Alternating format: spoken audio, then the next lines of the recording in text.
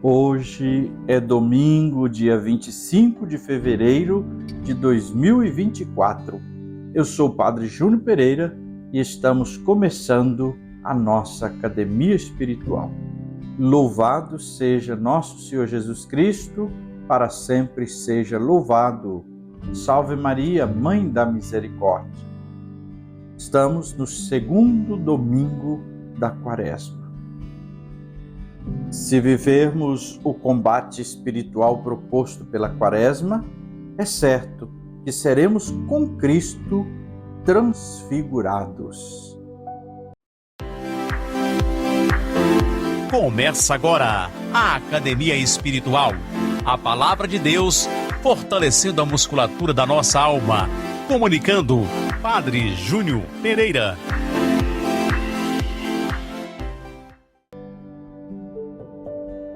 Neste segundo domingo da Quaresma, a liturgia nos propõe o texto do Evangelho de Marcos, no capítulo 9, versículos de 2 a 10.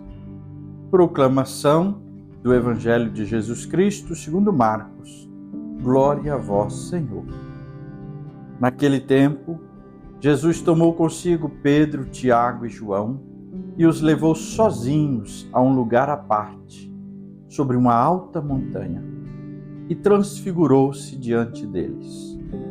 Suas roupas ficaram brilhantes e tão brancas que nenhuma lavadeira sobre a terra poderia alvejar.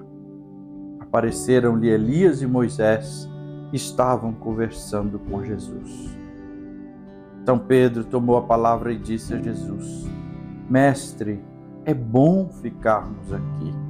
Vamos fazer 3 tendas, uma para ti, outra para Moisés e outra para Elias. Pedro não sabia o que dizer, pois estavam todos com muito medo. Então desceu uma nuvem e os encobriu com sua sombra, e da nuvem saiu uma voz: Este é o meu filho amado, escutai o que ele diz. E de repente, olhando em volta, não viram mais ninguém a não ser somente Jesus com eles.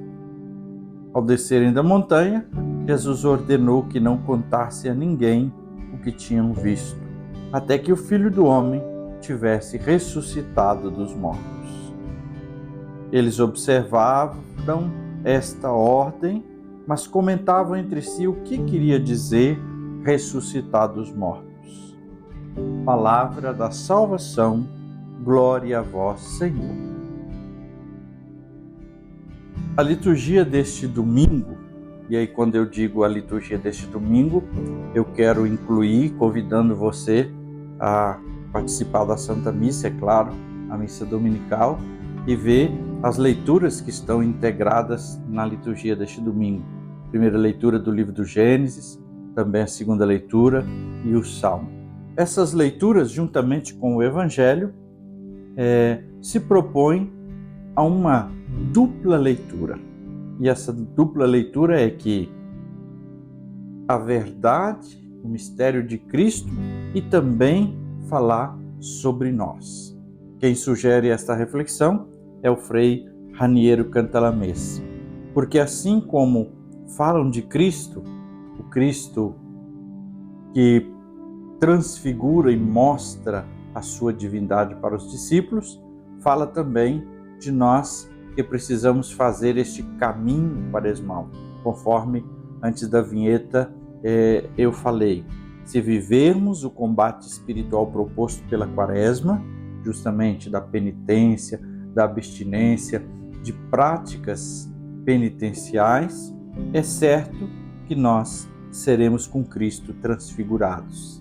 A Quaresma aponta para essa realidade, a realidade da cruz, mas também da transfiguração, da glorificação.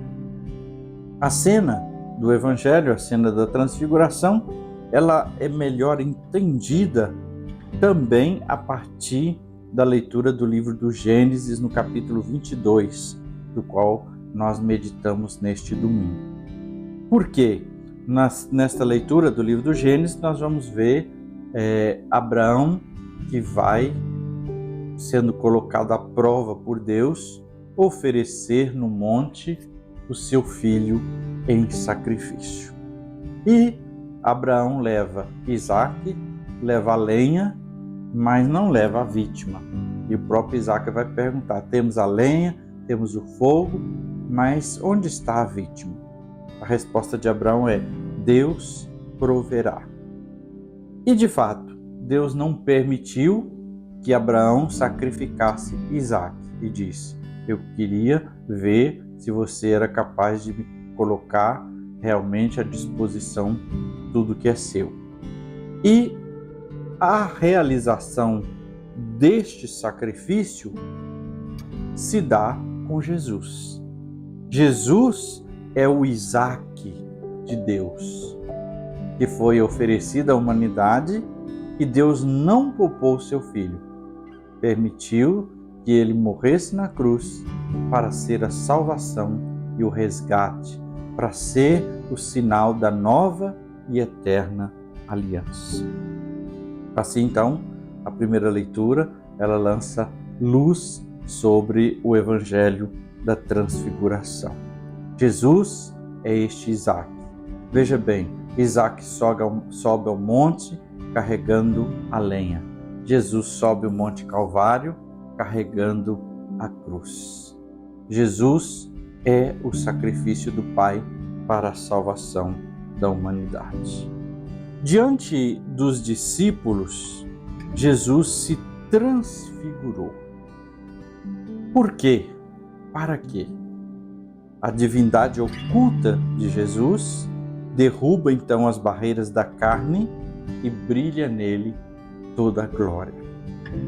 Dom Henrique Soares fazia comparação para que a gente entendesse esse evento da transfiguração como se Jesus fosse uma garrafa de cor âmbar com uma luz lá dentro. Quando se acende a luz, essa garrafa fica toda brilhante. Assim é a natureza divina escondida dentro da natureza humana de Jesus. E para aqueles 3 discípulos, Jesus se transfigura. Observa que esses mesmos 3 discípulos que contemplaram a transfiguração de Jesus estarão com ele no Horto das Oliveiras, na noite de agonia. Cristo chegou à glória mediante o sofrimento, e ele antecipou isso para os discípulos. E ao mesmo tempo eles são para nós. Precisamos passar, e vamos passar inevitavelmente, por sofrimentos e até provas. Mas isso não é o fim. Isso, na verdade, é um caminho. O caminho da cruz para a glória. Mas diante do sofrimento, há sempre aquela pergunta, aquele questionamento. Por que Deus permite isso? Por que Deus não faz diferente? E muitas pessoas que fazem isso acabam se revoltando contra Deus. Mas é preciso pensar. Pior do que negar Deus é se revoltar contra Deus. A dor não tem uma explicação, vai dizer novamente Frei Raniero Cantalamessa. Porém, ela tem uma garantia, é Jesus Cristo.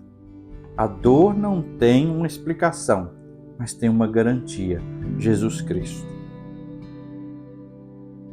Além disso, um pouco mais.